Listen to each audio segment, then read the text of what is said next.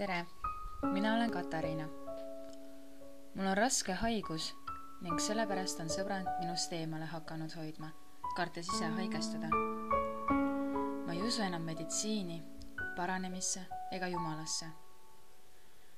Ainus asi, millest mu usk veel kinni hoiab, on tõeline sõprus ning selle siirus, soojus ja usaldus. Ma tean, et igaühe jaoks on kuskil keegi, kellele saab usaldada kõike.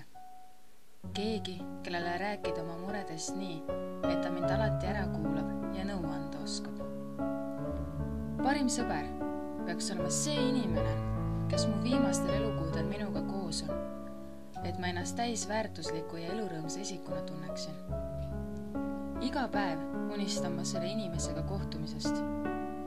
Ma tahan koos temaga õnnelik olla ja usaldada talle kõike. Absoluutselt kõike. Ma tahan näha teda naermas. Ma tahan tunnetada selle inimese lähedust ning tema soojust.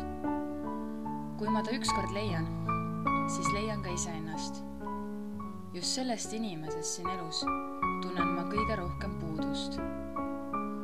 Aga äkki mu soo peaks olema teistsugune? Aga milline? Hetkel ma saan öelda vaid seda, et mul on veel aega leida see, mida olen otsinud terve elu. Hingerahu. Muu pole enam üldse minu jaoks oluline.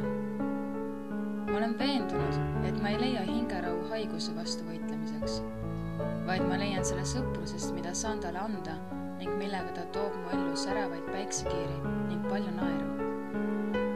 Ma pean ta lihtsalt leidma. Ma pean, sest elu võtab meilt kõik kaasa arvatud meie unistused ning soovid. Vähemalt nüüd ma tean, et hingest ei kao see rahutu siialgi. Mul on nohu.